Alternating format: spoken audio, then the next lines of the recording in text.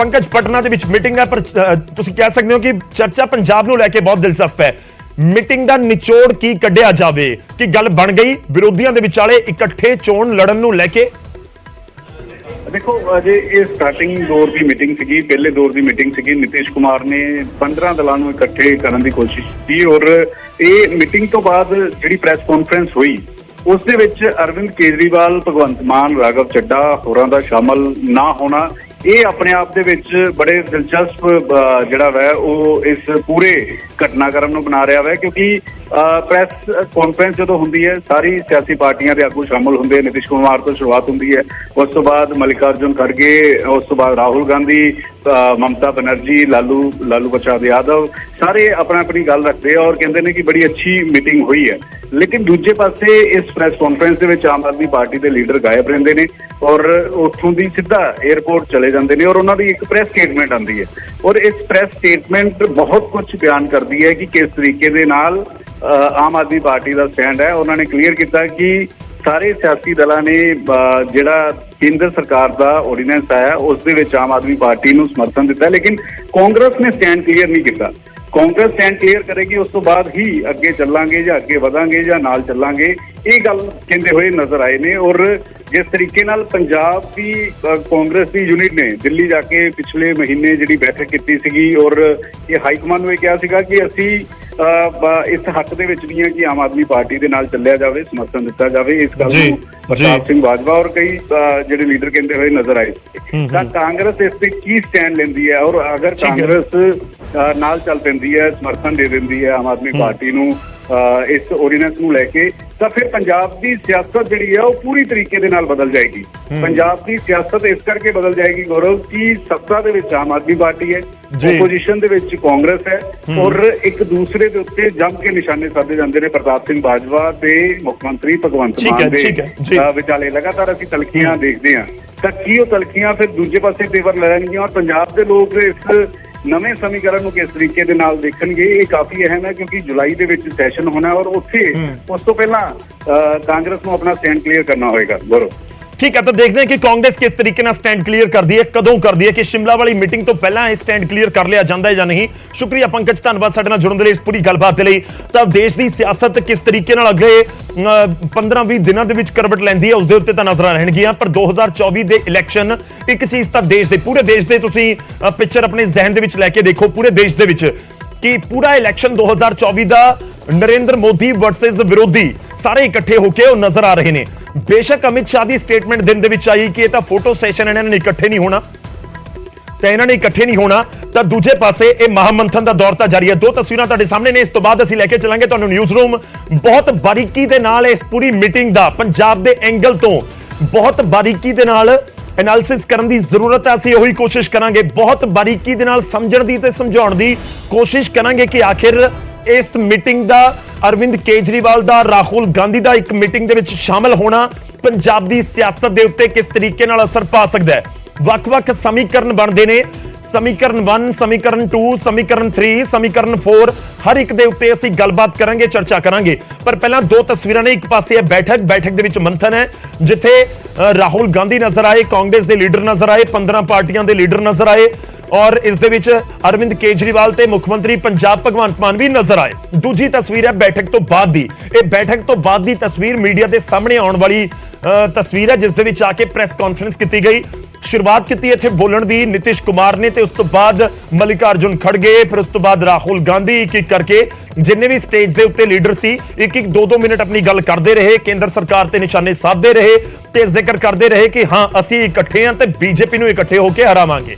यह तो एक समीकरण है कि बीजेपी के खिलाफ विरोधियों के वलों मोर्चा खोलिया जा रहा है और इकट्ठे होकर इलैक्शन लड़न का ऐलान कर दिता गया है। नीतीश कुमार के जो बयान अगे तुहानूं सुणावांगे, नीतीश कुमार की स्टेटमेंट नूं जे समझण की कोशिश करिए तो शुरुआती 1-1.5 मिनट के विच उन्होंने वलों बहुत स्पष्ट शब्दों के कह दिता गया। नीतीश कुमार की कहते हैं, कहते सहमति बन चुकी है कि असीं इकट्ठे होकर इलैक्शन लड़ांगे।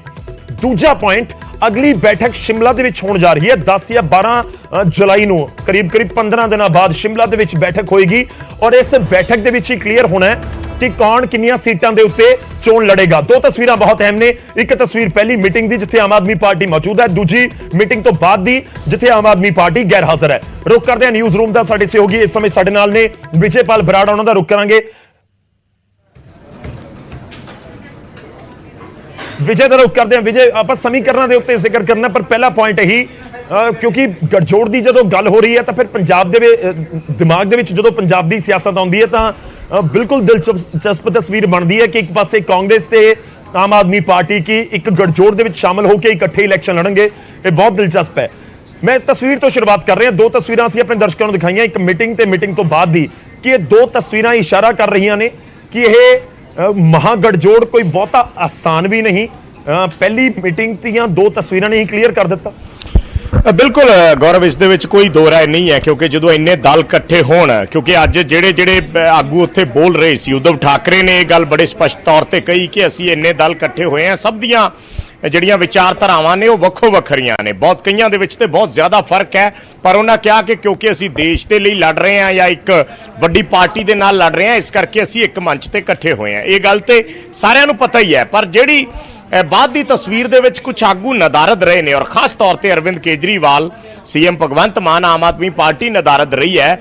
ਸੋ ਆਮ ਆਦਮੀ ਪਾਰਟੀ ਦਾ ਜੇ ਰੁਖ ਗੌਰਵ ਕੱਲ ਤੋਂ ਹੀ ਦੇਖਿਆ ਜਾਵੇ ਤਾਂ ਉਹ ਇੱਕ pressure tactics Aam Aadmi party ਵਰਤਦੀ ਰਹੀ ਹੈ ਕੱਲ ਤੋਂ ਹੀ, ਕਿ ਕਿਸੇ ਤਰੀਕੇ ਕਾਂਗਰਸ ਨੂੰ ਪਹਿਲਾਂ ਹੀ ਉਹਨਾਂ ਤੋਂ ਅਨਾਉਂਸ ਕਰਾ ਲਿਆ ਜਾਵੇ ਜਾਂ ਉਹਨਾਂ ਨੂੰ ਮਨਾ ਲਿਆ ਜਾਵੇ। ਆਮ ਆਦਮੀ ਪਾਰਟੀ ਦੇ ਪ੍ਰਵਕਤਾ ਲਗਾਤਾਰ ਕਾਂਗਰਸ ਤੇ ਇਸ ਗੱਲ ਦਾ ਪ੍ਰੈਸ਼ਰ ਬਿਲਡ ਕਰ ਰਹੇ ਨੇ ਕਿ ਕਾਂਗਰਸ ਪਾਰਟੀ ਆਪਣਾ ਸਟੈਂਡ ਕਲੀਅਰ ਕਰੇ ਆਰਡੀਨੈਂਸ ਦੇ ਮੁੱਦੇ ਤੇ। ਕੱਲ ਇਹ ਵੀ ਖਬਰਾਂ ਚਰਚਾ ਦੇ ਵਿੱਚ ਰਹੀਆਂ ਕਿ ਸ਼ਾਇਦ ਆਮ ਆਦਮੀ ਪਾਰਟੀ ਇਸ ਦਾ ਬਾਈਕਾਟ ਕਰ ਸਕਦੀ ਹੈ ਇਸ ਮੀਟਿੰਗ ਦਾ, ਪਰ ਕੋਈ ਬਾਈਕਾਟ ਨਹੀਂ ਹੋਇਆ। ਉਹਨਾਂ ਦੀ ਬਾਡੀ ਲੈਂਗੁਏਜ ਹੀ ਕਹਿ ਰਹੀ ਸੀ ਕਿ ਉਹ ਬਾਈਕਾਟ ਤਾਂ ਉਹਨਾਂ ਨੇ ਕਰਨਾ ਹੀ ਨਹੀਂ ਸੀ।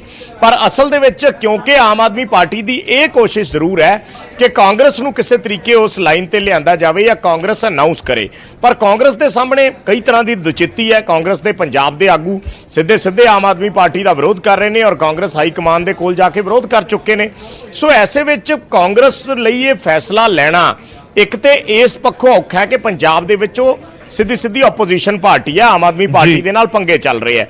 ਔਰ ਦੂਸਰੀ ਗੱਲ ਗੌਰਵ, ਇਹ ਵੀ ਕੋਈ ਐਡਾ ਸੌਖਾ ਨਹੀਂ ਹੈ ਕਾਂਗਰਸ ਦੇ ਲਈ ਕਿ ਕਾਂਗਰਸ ਆਮ ਆਦਮੀ ਆਰਡੀਨੈਂਸ ਦੇ ਮੁੱਦੇ ਤੇ ਬੀਜੇਪੀ ਨੂੰ ਸਪੋਰਟ ਕਰਦੇ। ਯਾਨੀ ਜੇ ਕਾਂਗਰਸ ਆਪ ਦੀ ਸਪੋਰਟ ਨਹੀਂ ਕਰਦੀ ਆਰਡੀਨੈਂਸ ਦੇ ਮੁੱਦੇ ਤੇ ਤਾਂ ਜ਼ਾਹਿਰ ਜੀ ਗੱਲ ਹੈ ਕਿ ਦੂਜੇ ਪਾਸੇ ਉਹ ਫਿਰ ਬੀਜੇਪੀ ਦੇ ਹੱਕ 'ਚ ਉਹਨਾਂ ਦਾ ਸਮਰਥਨ ਹੋਊਗਾ, ਜਿਹੜਾ ਕਿ ਕਾਂਗਰਸ ਕਦੇ ਵੀ ਅਫੋਰਡ ਨਹੀਂ ਕਰਦੀ। ਜੇ ਕਾਂਗਰਸ ਇਹ ਚੀਜ਼ ਕਰਦੀ ਹੈ ਤਾਂ ਫਿਰ ਉਹਨਾਂ ਦੇ ਲਈ ਇਹ ਬਹੁਤ ਵੱਡਾ ਜਿਹਨੂੰ ਕਹਿ ਦਿੰਦੇ ਆ ਕਿ ਇੱਕ ਸੁਸਾਈਡਲ ਅਟੈਂਪਟ ਵੀ ਹੋ ਸਕਦਾ ਹੈ ਜੇ ਕੱਲ ਨੂੰ ਇਸ ਤਰੀਕੇ ਨਾਲ ਜੇ ਕਾਂਗਰਸ ਨਹੀਂ ਕਰਦੀ। ਪਰ ਹਾਂ, ਉਹ ਹੁਣੇ ਇੱਕਦਮ ਜਾਂ ਜਿਸ ਤਰੀਕੇ ਨਾਲ ਆਮ ਆਦਮੀ ਪਾਰਟੀ ਚਾਹੁੰਦੀ ਹੈ ਉਸ ਤਰੀਕੇ ਨਾਲ ਆਪਣੀਆਂ ਸ਼ਰਤਾਂ ਜਿਹੜੀਆਂ ਉਹ ਰੱਖ ਰਹੀ ਹੈ ਆਮ ਆਦਮੀ ਪਾਰਟੀ, ਉਸ ਦੇ ਮੁਤਾਬਕ ਉਹ ਆਪਣਾ ਸਟੈਂਡ ਕਲੀਅਰ ਨਹੀਂ ਕਰ ਰਹੀ। ਔਰ ਅੱਜ ਦੀ ਮੀਟਿੰਗ ਦੇ ਵਿੱਚ ਇਹ ਵੀ ਸੋਰਸਿਸ ਤੋਂ ਚਰਚਾਵਾਂ ਨੇ ਵੀ ਮੱਲਿਕਾ ਅਰਜੁਨ ਖੜਗੇ ਵੱਲੋਂ ਇਹ ਚੀਜ਼ ਪੁਆਇੰਟ ਆਊਟ ਕੀਤੀ ਗਈ ਕਿ ਜਦੋਂ ਇੱਕ ਮੀਟਿੰਗ ਹੋ ਰਹੀ ਸੀ ਐਡੇ ਵੱਡੇ ਪੱਧਰ ਤੇ, ਸਾਰੀਆਂ ਪਾਰਟੀਆਂ ਇਕੱਠੀਆਂ ਹੋ ਰਹੀਆਂ ਸੀ, ਤਾਂ ਉਸ ਤੋਂ ਜਸਟ ਕੁਝ ਘੰਟੇ ਪਹਿਲਾਂ ਆਮ ਆਦਮੀ ਪਾਰਟੀ ਦੇ ਪ੍ਰਵਕਤਾ ਕਾਂਗਰਸ ਪਾਰਟੀ ਨੂੰ ਲੈ ਕੇ ਇਸ ਤਰੀਕੇ ਦੀਆਂ ਸਟੇਟਮੈਂਟਸ ਦਿੰਦੇ ਨੇ। ਇਹ ਗਲਤ ਗੱਲ ਹੈ, ਇਸ ਤਰੀਕੇ ਨਾਲ ਨਹੀਂ ਹੋਣਾ ਚਾਹੀਦਾ। ਸੋ ਕਿਤੇ ਨਾ ਕਿਤੇ ਤੇ ਗੌਰਵ ਹਲੇ ਫਿਕਸ਼ਨਸ ਹੈ ਨੇ, ਪਰ ਹੋ ਸਕਦਾ ਹੈ ਅਗਲੇ ਦਿਨਾਂ 'ਚ ਕਿਉਂਕਿ ਲੀਡਰ ਇੰਨੇ ਇਕੱਠੇ ਹੋ ਗਏ ਨੇ ਜਿਨ੍ਹਾਂ ਦੇ ਅਰਵਿੰਦ ਕੇਜਰੀਵਾਲ ਹੋਰਾਂ ਨਾਲ ਬੜੇ ਚੰਗੇ ਸਬੰਧ ਨੇ, ਤਾਂ ਹੋ ਸਕਦਾ ਹੈ ਫਿਕਸ਼ਨਸ ਕਿਸੇ ਲੈਵਲ ਤੇ ਆ ਕੇ ਦੂਰ ਹੋ ਜਾਣ ਅਗਲੀ ਮੀਟਿੰਗ ਤੋਂ ਪਹਿਲਾਂ। ਬਿਲਕੁਲ, ਮੈਂ ਵਿਜੇ ਤੁਹਾਡੇ ਕੋਲ ਵਾਪਸ ਆ ਰਿਹਾ। ਦੇਖੋ, ਫਿਕਸ਼ਨ ਦਾ ਤੁਸੀਂ ਜ਼ਿਕਰ ਕਰ ਰਹੇ ਹੋ ਕਿ ਜਿਹੜਾ ਇੱਕ ਦੋਵੇਂ ਪਾਰਟੀਆਂ ਦੇ ਵਿਚਾਲੇ ਵਿਚਾਰਧਾਰਕ ਦੂਰੀ ਵੀ ਨਜ਼ਰ ਆਉਂਦੀ ਹੈ। ਪੰਜਾਬ ਦਾ ਆਪਾਂ ਜ਼ਿਕਰ ਕਰ ਰਹੇ ਹਾਂ ਤਾਂ ਕਾਂਗਰਸ ਸੱਤਾ ਦੇ ਵਿੱਚ ਸੀ, ਕਾਂਗਰਸ ਦੇ ਖਿਲਾਫ ਇੱਕ ਪੂਰੀ ਮੁਹਿੰਮ ਆਮ ਆਦਮੀ ਪਾਰਟੀ ਦੇ ਵੱਲੋਂ ਵਿੱਢੀ ਗਈ ਤੇ ਫਿਰ ਉਹ ਸੱਤਾ ਤੋਂ ਦੂਰ ਹੋ ਕੇ ਆਮ ਆਦਮੀ ਪਾਰਟੀ ਉੱਥੇ ਪਹੁੰਚ ਗਈ।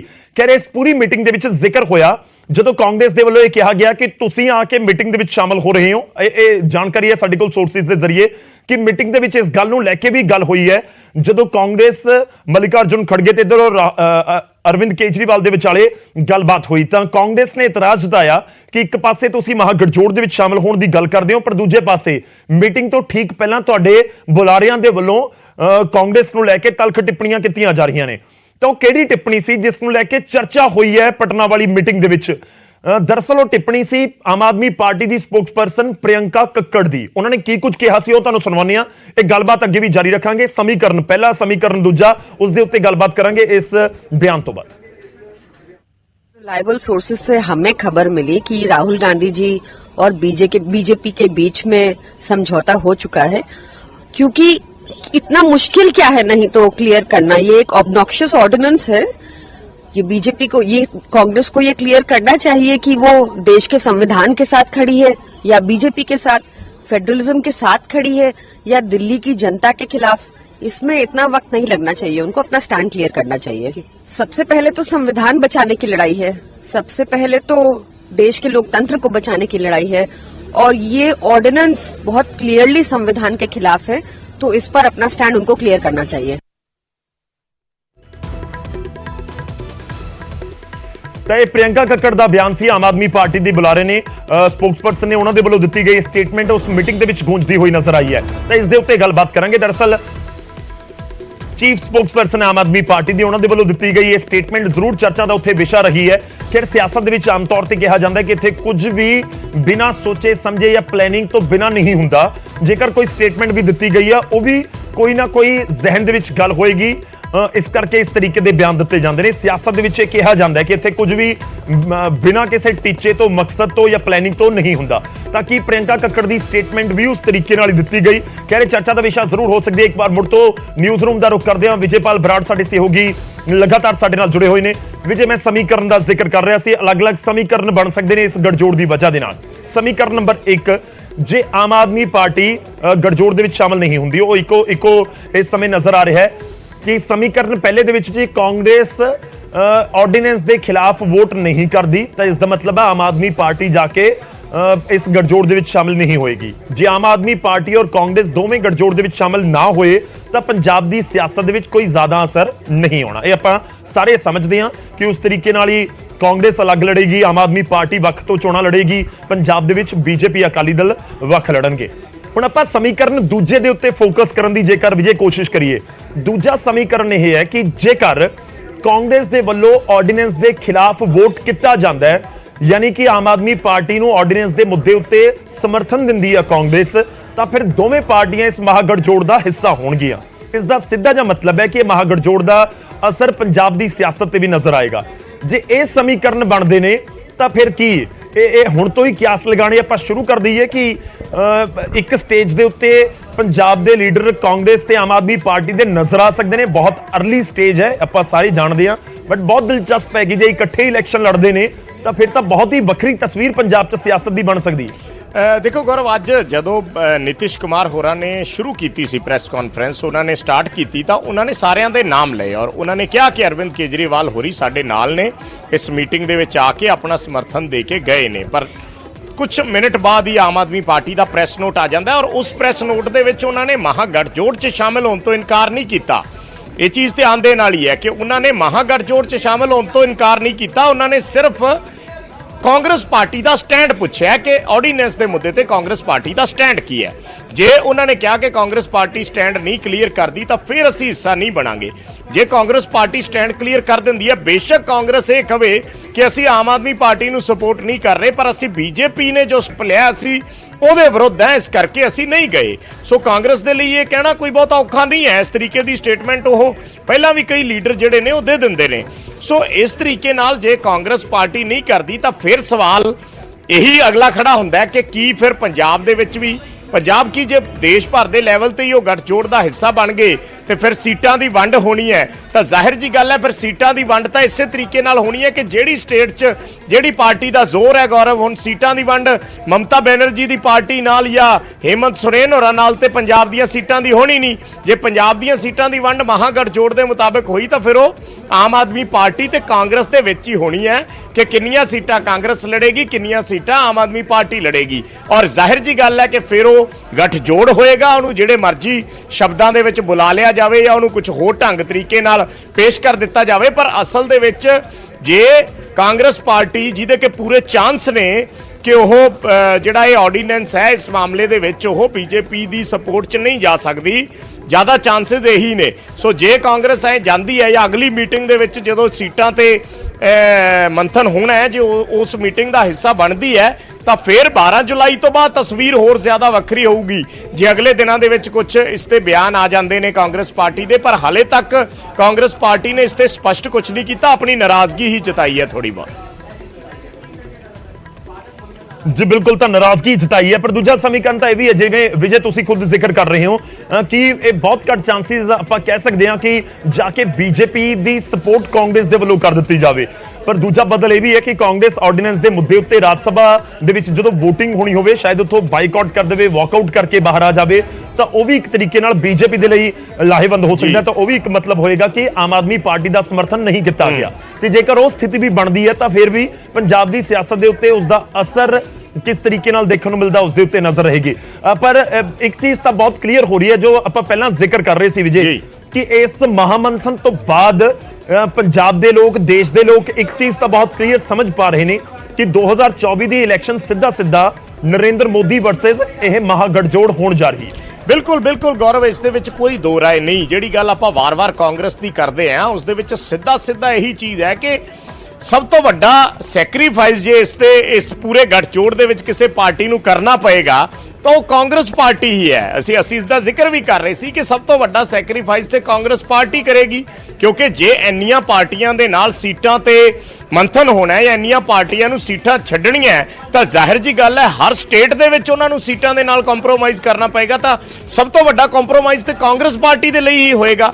ਸੋ ਕਾਂਗਰਸ ਪਾਰਟੀ ਐਡਾ ਵੱਡਾ ਕੰਪਰੋਮਾਈਜ਼ ਕਿਉਂ ਕਰ ਰਹੀ ਹੈ? 2 ਟਰਮਸ ਗੌਰਵ ਹੋ ਗਈਆਂ ਔਰ ਕਾਂਗਰਸ ਪਾਰਟੀ ਡਬਲ ਡਿਜਿਟ ਤੋਂ ਬਾਹਰ ਨਹੀਂ ਆ ਸਕੀ। ਇਸ ਕਰਕੇ ਜੇ ਉਹਨਾਂ ਨੇ 3 ਡਿਜਿਟ ਦੇ ਵਿੱਚ ਜਾਣਾ ਹੈ, ਉਸ ਅੰਕੜੇ ਦੇ ਵਿੱਚ ਅੱਗੇ ਪਹੁੰਚਣਾ ਹੈ ਔਰ ਬੀਜੇਪੀ ਨੂੰ ਟੱਕਰ ਦੇਣੀ ਹੈ, ਤਾਂ ਫਿਰ ਕਾਂਗਰਸ ਪਾਰਟੀ ਨੂੰ ਇਹਨਾਂ ਪਾਰਟੀਆਂ ਦਾ ਸਹਾਰਾ ਲੈਣਾ ਪੈ ਰਿਹਾ ਹੈ। ਤੇ ਫਿਰ ਜੇ ਉਸ ਦੇ ਵਿੱਚ ਇੰਨੀਆਂ ਪਾਰਟੀਆਂ ਦੇ ਨਾਲ ਇੱਕ ਆਮ ਆਦਮੀ ਪਾਰਟੀ ਵੀ ਆ ਜਾਏਗੀ ਤਾਂ ਉਹਨਾਂ ਨੇ ਵੱਡੇ ਸੰਦਰਭ ਦੇ ਵਿੱਚ ਦੇਖਣਾ, ਦੇਸ਼ ਦੇ ਸੰਦਰਭ ਦੇ ਵਿੱਚ ਦੇਖਣਾ। ਇਸ ਕਰਕੇ ਕਈ ਵਾਰੀ ਇੱਕ ਸਟੇਟ ਨੂੰ ਲੈ ਕੇ ਕਾਂਗਰਸ ਕੋਈ ਐਸੇ ਫੈਸਲੇ ਤੇ ਨਹੀਂ ਅੜ ਸਕਦੀ ਕਿ ਮਹਾਗਠਜੋੜ ਦੇ ਵਿੱਚ ਉਹਨਾਂ ਨੂੰ ਕੋਈ ਦਿੱਕਤ ਆਵੇ। ਫਿਰ ਦੂਸਰੇ ਜਿਹੜੇ ਲੀਡਰ ਨੇ ਜਿਨ੍ਹਾਂ ਨੂੰ ਅਰਵਿੰਦ ਕੇਜਰੀਵਾਲ, ਭਗਵੰਤ ਮਾਨ ਹੋਰੀ ਮਿਲ ਚੁੱਕੇ ਨੇ, ਉਹ ਵੀ ਇਸ ਦੇ ਵਿੱਚ ਇੱਕ ਵੱਡਾ ਰੋਲ ਅਦਾ ਕਰ ਸਕਦੇ ਨੇ। ਉਹ ਵੀ ਉਹਨਾਂ ਨੂੰ ਵਿੱਚ ਜਿਹੜਾ ਹੈ ਵਿਚੋਲਗੀ ਜਾਂ ਆਪਾਂ ਕਹਿ ਸਕੀਏ ਕਿ ਉਹ ਕਰ ਸਕਦੇ ਨੇ ਕਿ ਕਾਂਗਰਸ ਪਾਰਟੀ ਦਾ ਰੁਖ ਵੀ ਦੱਸ ਸਕਦੇ ਨੇ ਕਿ ਤੁਸੀਂ ਇਸ ਤਰੀਕੇ ਨਾਲ ਪ੍ਰੈਸ਼ਰ ਬਿਲਡ ਨਾ ਕਰੋ, ਜੋ ਤੁਸੀਂ ਚਾਹੁੰਦੇ ਹੋ ਜਾਏਗਾ, ਪਰ ਆਪਾਂ ਇਸ ਚੀਜ਼ ਦੇ ਵਿੱਚ ਪਹਿਲਾਂ ਹੀ ਖਲਾਰਾ ਨਾ ਪਾਈਏ। ਸੋ ਇਸ ਤਰੀਕੇ ਦੀਆਂ ਚੀਜ਼ਾਂ ਹਜੇ ਅਗਲੇ ਦਿਨਾਂ ਦੇ ਵਿੱਚ ਗੌਰਵ ਹੋਣਗੀਆਂ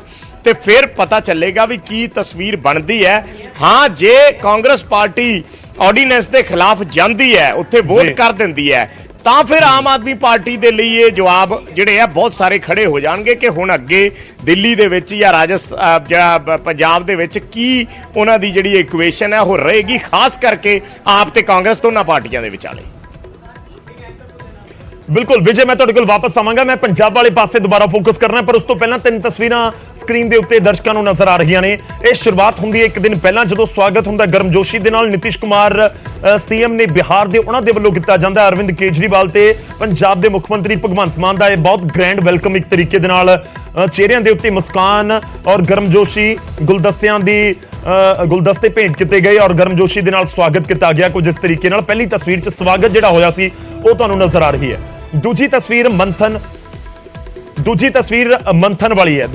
ਮੰਥਨ ਵਾਲੀ ਹੈ ਕਿਉਂਕਿ ਇਹ ਮੀਟਿੰਗ ਜਦੋਂ ਦਿਨ ਦੇ ਵਿੱਚ, ਅੱਜ ਦਿਨ ਦੇ ਵਿੱਚ ਮੀਟਿੰਗ ਜਦੋਂ ਹੋ ਰਹੀ ਸੀ ਪਟਨਾ ਦੇ ਵਿੱਚ, ਤਾਂ ਉਸ ਸਮੇਂ ਜਿਹੜੇ ਲੀਡਰ ਉੱਥੇ ਪਹੁੰਚੇ ਹੋਏ ਸਨ ਉਹ ਤੁਹਾਨੂੰ ਦਿਖਾ ਰਹੇ ਹਾਂ। ਤੇ ਇਸ ਪੂਰੇ ਤੁਸੀਂ ਕਹਿ ਸਕਦੇ ਹੋ ਕਿ ਮੀਟਿੰਗ ਦੇ ਦੌਰਾਨ ਅਰਵਿੰਦ ਕੇਜਰੀਵਾਲ ਅਤੇ ਨਾਲ ਹੀ ਪੰਜਾਬ ਦੇ ਮੁੱਖ ਮੰਤਰੀ ਭਗਵੰਤ ਮਾਨ ਵੀ ਬੈਠੇ ਹੋਏ ਨਜ਼ਰ ਆ ਰਹੇ ਨੇ।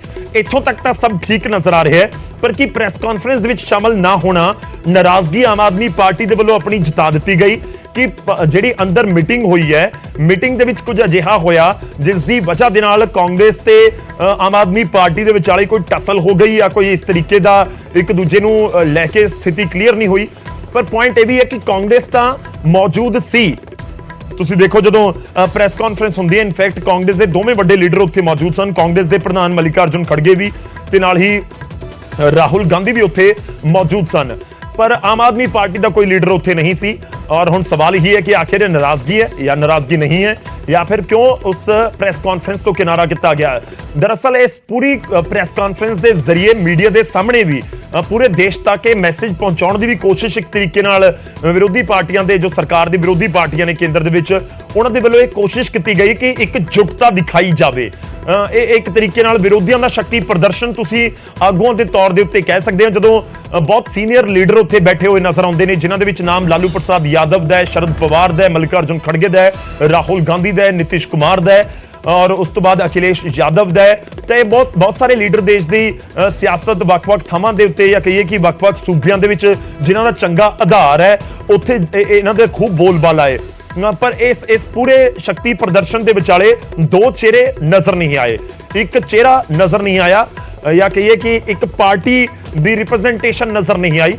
ਉਹ ਪਾਰਟੀ ਹੈ ਆਮ ਆਦਮੀ ਪਾਰਟੀ।